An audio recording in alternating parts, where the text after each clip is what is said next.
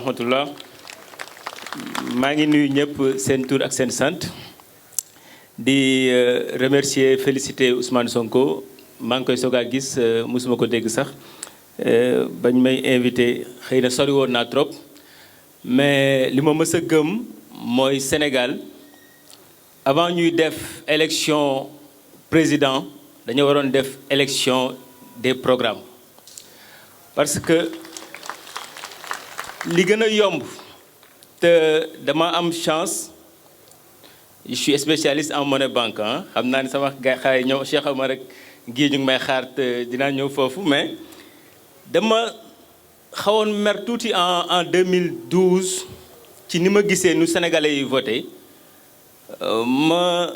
tëju bind ci benn livre sur comment votent les sénégalais pour xam comportement électeur bi. C'est la première fois ma gis Ousmane Sonko mais dama d'accord ak Pape Alé Niang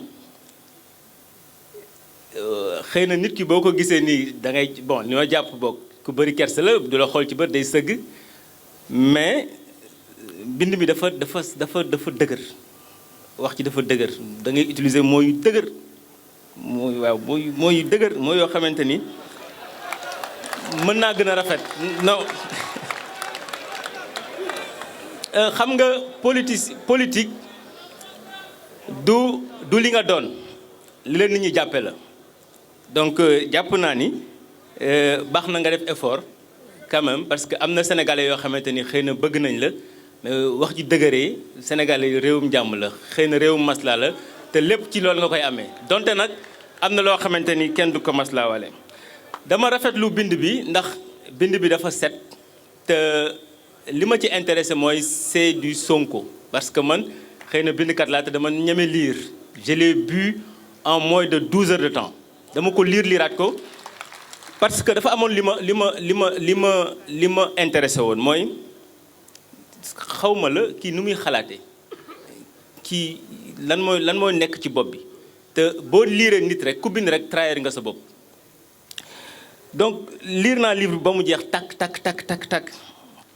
am na li ma ci neex am na loo xamante ni neexuma tamit am na loo xamante ni jàpp naa ni war nañ koo améliorer mais bëgg réew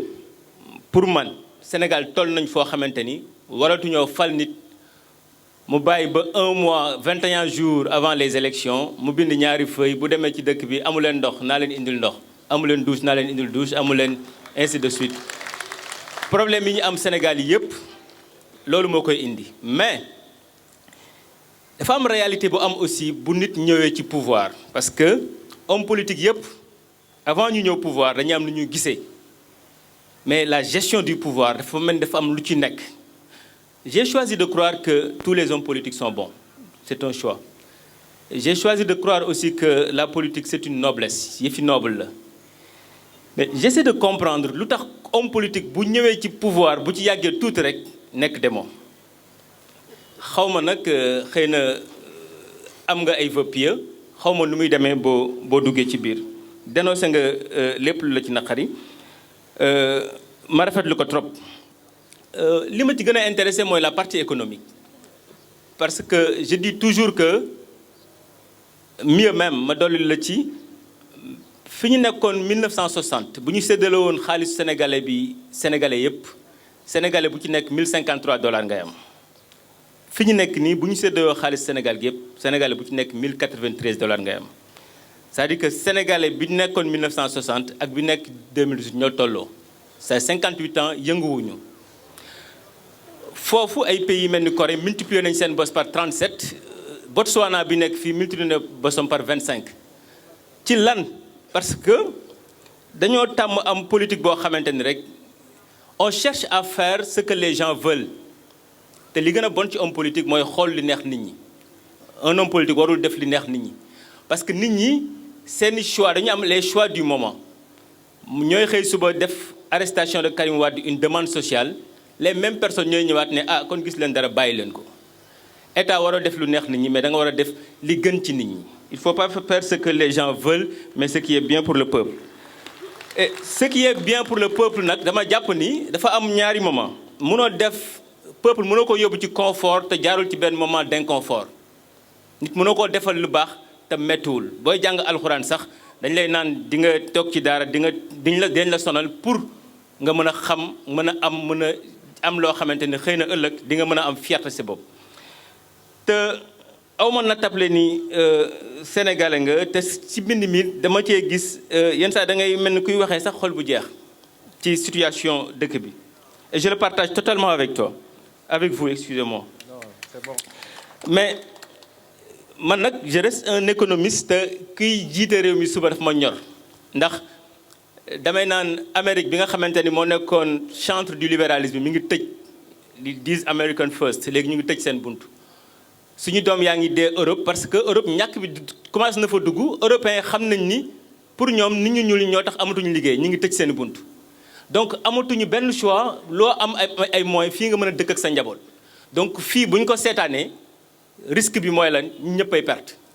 Et en plus en 2019 ce n'est pas seulement l'élection d'un président de la République mais c'est l'élection du premier gouverneur de nos ressources pétrolières bis bu ñu juumee ci choix boobu jàpp naa ni dinañ amel ak suñu njaboot donc jàpp naa ni ñun ñëpp loolu dañoo yitteel ba exercice bi nga def maa ngi ñaan yeneen homme politique yëpp def benn déclaration d'intention am fit tamit indi lu ñu bind nit ñi càmbar ko. alors donc rafetlu naa lépp waaye nag am na loo xamante ni bëgg naa ñu waxtaan ci da nga ne réew mi xam nga ni am na chômage c'est vrai chômage yu bëri na mais amul benn parti politique bu ñëw ma war 2000 sax dañ naan jeunes yee ko fal ana ñi amul liggéey ana bu ñu ñëwee du ma gis man modèle bu structuré boo xamante ni moom la ñu teg pour nit ñi génn ci ñàkk te loolu pour nga xam ko développement wu réew dafa nekk ci ñetti pàcc muy secteur primaire secondaire tertiaire détaillé nga ko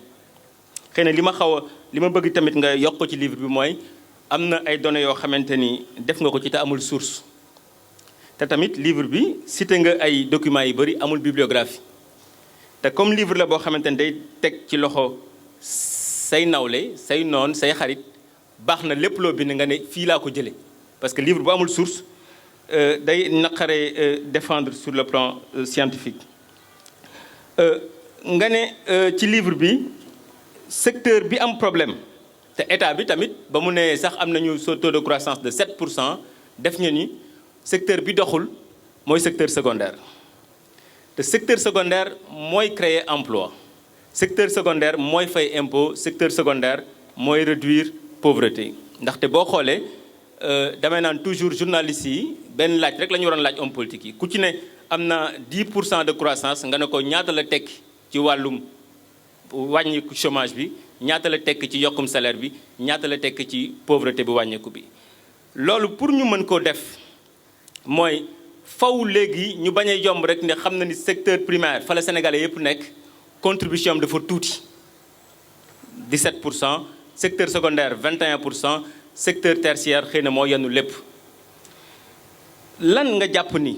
nan nga mën a fexe ba entre secteur primaire parce que nee nga le problème mooy transformation boo liiree PSE xam naa ne liir nga PSE débat bi yëpp mooy la transformation structurelle c'est le mot le plus utilisé mooy li ñu jëlee ci secteur primaire bi ñu transformé wu ko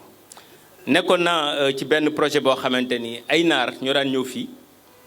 Sénégal ak Guinée jënd fi ay fruits yóbbu ko seen dëkk transformé ko en jus indi ko Sénégal jaay ñu ko ñu naan jus def publicité ci télé bi ñëpp kontaan ñu naan jus yi ba pare di laaj fan la liggéey am alors que liggéey mi ngi ci chinois bi boo ko jaayee gerte sax dina ko xolli xanaa xolli gerte war nañu ko mën donc yan industrie légère nga xalaat parce que wax nga industrie mais tojoo ko da nga ne rek xëy na fii la ñu mën a jëlee mbir yi tojoo ko yan industrie légère nga jàpp ni war nañ moom la ñu mën a teg loo xam ne dafa soxla parce que nit ñi tamit jànguñu bu ñu ne industrie nga nekk ci peuple boo xamante ni nit ñi jànguñu ci nan yan kii nga war a teg disposition ba nit ñi jàngul ñi mën cee liggéey mën cee gor dara ñaareel ba nga may ma tuuti rek da nga incité trop ci fiscalité ba wut ay yeneen niche fiscale yu bees war faa génne 600 milliards mais est-ce que Sénégal boo xoolee dans la zone bokk na ci ñu ci ëpp lu muy fay kilowatt heure parce que nawle mooy Côte d'Ivoire ñu ngi ci 50 francs kilowatt heure ñu ngi ci plus de 116 francs kilowatt heure bu la gën a cher courant dëkk bu impôts yi gën a cher est-ce que hommes d'affaires yi les investisseurs directs étrangers duñu dem Côte d'Ivoire bàyyi Sénégal loolu problème la boo xamante ni jàpp nga ni levier la nga yokk impôts yi mais ba fan est-ce que def nga ay tests ay modèles yoo xam ne dina la mel ni fii ba fii boo ko defee nit ñi duñu yëngu parce que entreprise bis boo yokkee impôt day évaluer day natt fii ak fii fan moo ko gënal problème bi nga xamante ni nag xëy na ñoom Cheikh Omar rek ak ñoom gii muy franc CFA bi tamit def nga ci waxtaan bu am solo mais réponse pour man da nga def waxtaan ba pare indi réponse bi nga xamante ni xëy na moom moo gën a rafet ci li ma jàpp ci livre bi xëy na moom suñu bopp baax na parce que man je dis que le débat politique idéologique mën nañ ko mener mais dans la froideur économique li ñu sant monnaie vous l'avez rappelé nga ne maîtrise inflation bi dëkk bu maîtriser inflation à la page 185 une inflation réelle mal maîtrisée peut avoir des conséquences sur l'économie et la stabilité politique et sociale comme une diminution du pouvoir d'achat de la monnaie une incertitude quant à l'évolution des prix c'est-à-dire que li nga xamante ne moom ngay ragal ci monnaie ñun instant yi moom la ñu am est-ce que du risque nga war a jël pouvoir war a nekk président bu bees état nu mu mel ndax état du lu yomb bis boo duggee di nga am yeneen yoo xamante ni xëy na ci nga koy découvrir ndax dégg naa ko ci Abdoulaye Wade dégg naa ko ci Barack Obama ba mu ne day jëli tous les militaires américains Bush da ko ne dafa nekk candidat bis bu ñëwee di partager son petit déjeuner avec CIA avec FBI avec NSA dina changer discours te ba ko Barack Obama defee dafa changer discours est-ce que li ngay wax nii bis boo toogee réalité bi bu taxawee sa kanam nga gis jàng état bi gouverner suñu pétrole est-ce que di nga nangoo dugg ci instabilité monétaire boo xamante ne xamoo fu mu lay jëmee je vous remercie.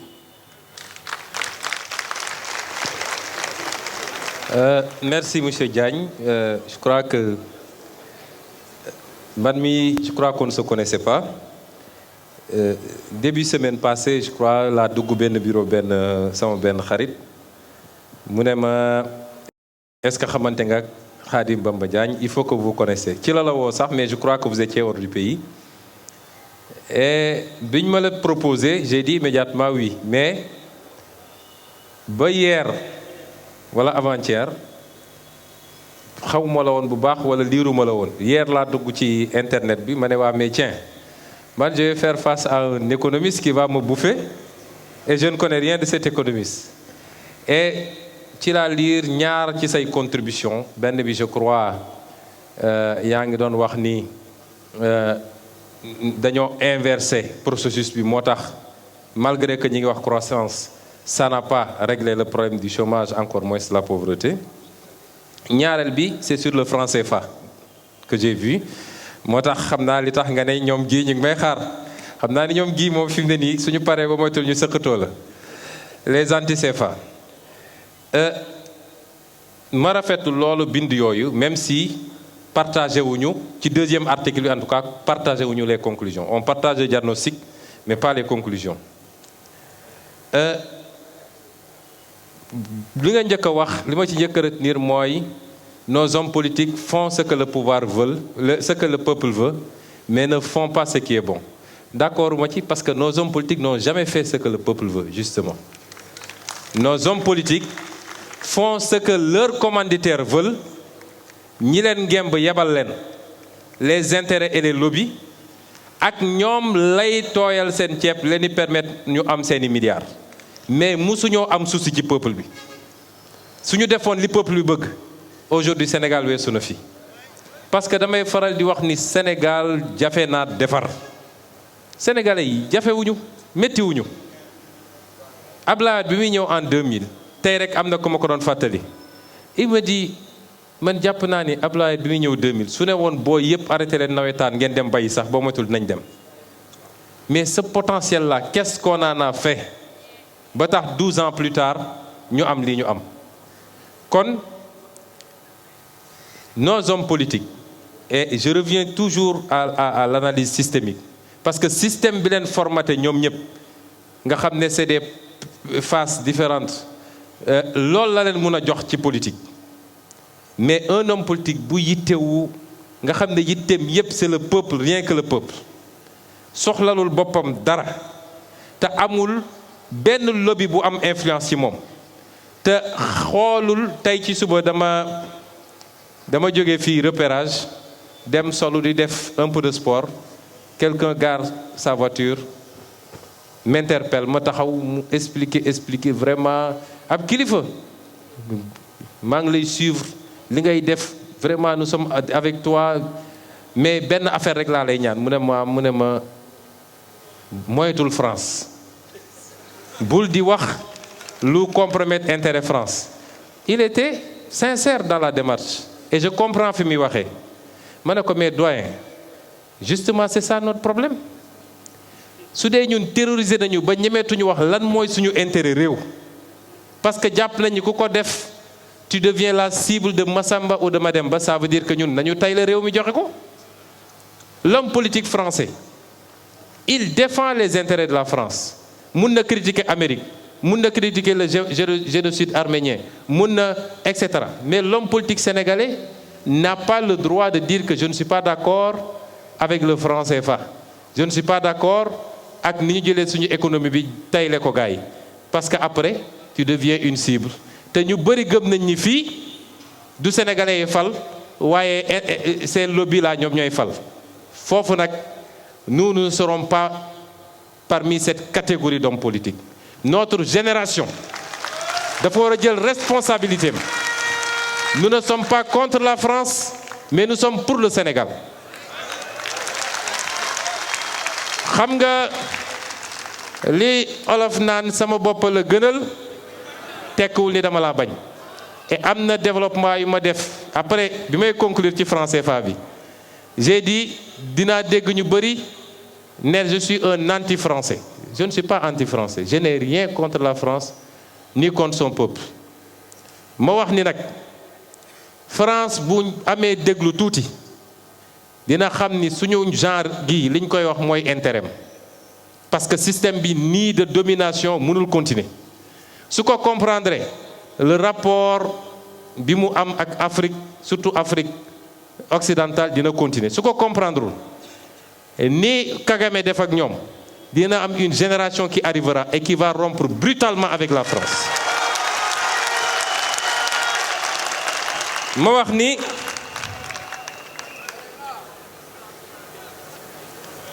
j'ai bien aimé terme bi nga wax ni enjeu 2012 bokk na ci le premier gouverneur de nos ressources pétrolières. Le premier gouverneur de nos ressources pétrolières a commencé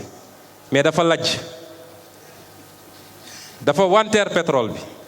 moo tax ma ne li ma bind ci téere bi mooy bu ma sénégalais yi wóolo ba fal ma du doon liggéey bu simple nag mais contrat pétrolier gazier minier yëpp dañ koy renégocier. dañ koy renégocier parce que c'est défavorable au Sénégal te mënuñu toog ba yaakaaruñu dul ci lii du mën a yaakaaruñu ci lii waaye nekk ci ndóol ba yàlla tàccu la nga am ay leader yu ñàkk bëgg Sénégal dem di def du business ci suñu pétrole ak suñu gaz au profit d'autres intérêts loolu ñun mënuñu ko nangu. soo gisee nag élection 2019 bi nar a métti pourquoi mu doon tension lii rek la ñu dénk la teg charte réew mi teg code pétrolier teg code minier ne la nii nga war a jaar nga teg ko fi jaar nii ba xam ni nag tey su ma ñàkkee pouvoir njaaxum am nga ne sama bakkan laa ci def loolu rek moo tax lii nga gis ni yëpp obsession deuxième mandat pétrole bi ci la bokk moo tax ni nga ko mettre au cœur des enjeux d'accord naa ci. alors def naa des développements sur la fiscalité mais maa ngi ko dugal ci partie bi mu wax ci financement yow économiste nga xam nga ni le premier problème de tout État et singulièrement suñu réew yu ndóol yi mooy naka la ñuy dajalee koppar gi ñuy financer nos politiques publiques te loolu lañ dul waxtaane mukk nag dans ce pays kenn du ci waxtaane premier levier de financement politique publique mooy la fiscalité ressource souveraine boo xam ne moom ngay dajale te la nga cay am mënoo ko ci am ci leneen. pétrole bi ñuy wax ba preuve du contraire duñ ci am la ñuy am ci fiscalité pour le moment te dinañ ci am fiscalité boole ci. kon levier boobu ñun dañ cee yàgg a liggéey pas seulement en tant que technicien mais sous l'angle politique fiscale. fii politique fiscale laa fi wax waxuma fi technique fiscale de taux multiplié par base ak nangam nag kooku bàyyi naa kook ñoom Bassirou Diomaye ak ñoom Birame Souleye les inspecteurs des impôts man léegi duma inspecteur des impôts. mais liñ fi wax waxuma li ma bind yi amu ci luy yokk impôts yi boo seetee bu baax dafa am ay techniques yoo xam ne day lay permettre nga yokk sa l'impôt te doo créer de nouveaux impôts technique yooyu laa la wax fii ne la bëri na lu ñuy yàq perdition loo xam ne ci wàllu l'impôt la mooy li ñuy wax les niches fiscales mooy ñi waroon a fay sur la base de code bi ni mu mel tey te fayuñu ñooñu bëri nañu ak ñi nga xam ne code bi da leen a may te waru leen woon a may. bu ci njëkk bi mooy tey am na ñoo xam ne soo jëlee le secteur immobilier on a recensé plus de 200 000 foyers yu ñu war a fiscaliser amu ci sax 7 000 yu ñuy fiscaliser benn potentiel la boo xam ne mi ngi fi. boo jëlee le secteur bi ñuy wax l'informel ñoom it la cay fay lu tuuti la. le secteur informel suñu géroon fraude fiscale bi lañ fa mën a jëlee bëri na mooy ko ci ni yenn dérogation ñu defoon pour yenn multinationales yi te avantages sociaux yi ñu ci doon xaar en termes de création emploi yeneen mësuñu koo gis il faut les supprimer. tey exonération yi ñu joxe dans le secteur minier dans le secteur pétrolier ak yeneen code dérogatoire yu ñu defoon yépp nga xam ne dañuy jël sur 40 ans sur 20 ans ñu may nit ay avantages fiscaux muy def ay milliards Sénégal di ko génne Sénégal te fayu fi fukki dërëm il faut ñu dindi ko. tous les gens qui viennent ne dañuy investir ba pare balaa ñuy ñëw dañ naan jox ma des avantages fiscaux te ñemewuñ ko def fa ñu dëkk ñemewuñ ko def Turquie ñemewuñ ko def France ñemewuñ ko def Chine yooyu laa ne suñ ci agiré mën nañu am lu ëpp 600 milliards par année. loolu dama ko dugal ci cadre financement bi mais amul benn moment boo xam ne nee naa dañuy créer de nouveaux impôts encore que c'est pas exclusif mën nañ ko def su ko situation bi laajee. kon corrélation bi ñu bëggoon def nag entre outil fiscal impôt bi ñu jël ko def ko benn outil boo xam dafa mel ni pour nga attirer des investissements directs étrangers il faut nga jox nit ñi ay avantages impôt. xam naa ni ngeen jéggal ñu nag ndax parti bi mooy parti bi gën a naqari ci Sénégalais yi ndax parti technique la parti économie la mais gis nañ ni soo xoolee li ñuy wax déterminant à l'investissement lii tax investisseur bi ñëw def xaalisam l'impôt 7e wala 8e position la ci nekk. wax nga léegi ndox mi wax nga courant bi wax nga tali yi wax nga coût de la main d'œuvre et cetera donc nañu bàyyi di maye li nga xam ne moo waroon a tey financer suñu développement. noonu laa ko waxee ci yeneen élément de financement yi mu wax mooy tey suñu wax naa ne suñu renégocier woon nos contrats chaque année mun nañu andil 800 milliards chaque année mun nañu andil 800 milliards suñu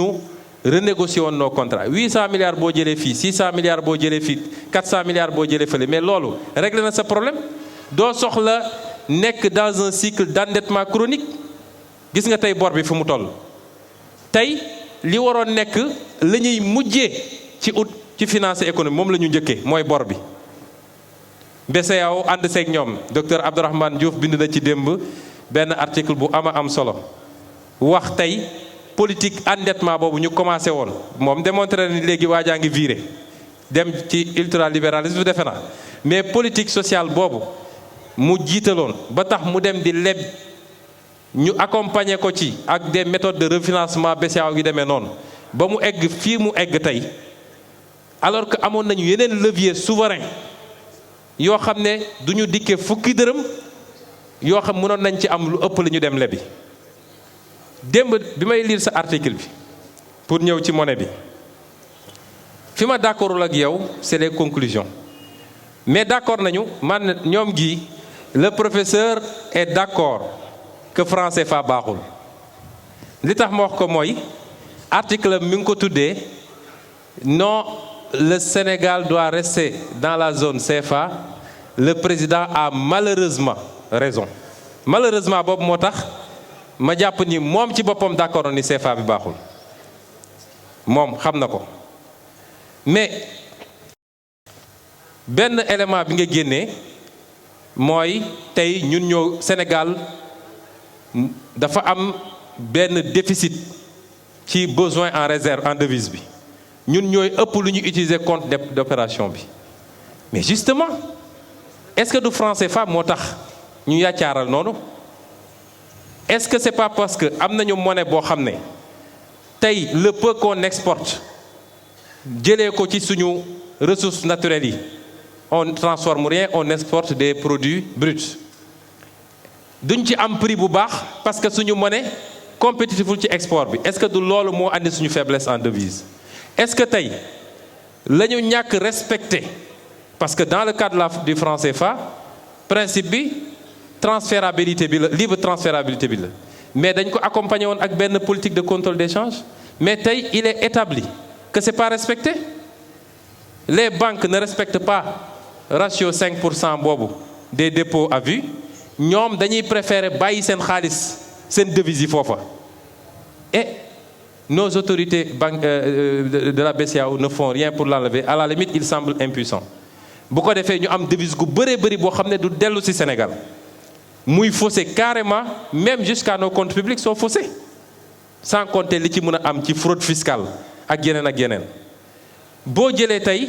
li ñuy perte ñun Afrique ak Sénégal ci les flux financiers illicites defe naa rapport Thabo Mbeki bi wane na ni chaque année dañuy perdre 50 millions de dollars 25 000 milliards de francs CFA bu ñuy perte ci ay flux illicites je crois que c'est là le travail il faut que ñu ñeme ko foofu la ñu war a jëlee ji tey les moyens de financer notre économie mais franc CFA bi ñun ñëpp d'accord nañ ni avantage yi ñu ko jox mooy ça nous donne une stabilité mais qui finance la stabilité c'est nous-mêmes c'est pas gratuit suñu réserve yi ñu fay joxe c'est pourquoi c'est pour ñu financer cette stabilité là bis bu ñu amatul réserve ñu dévaluer ñu bis bu ñu wàccee 20% yi le seuil des 20% ñu dévaluer ñu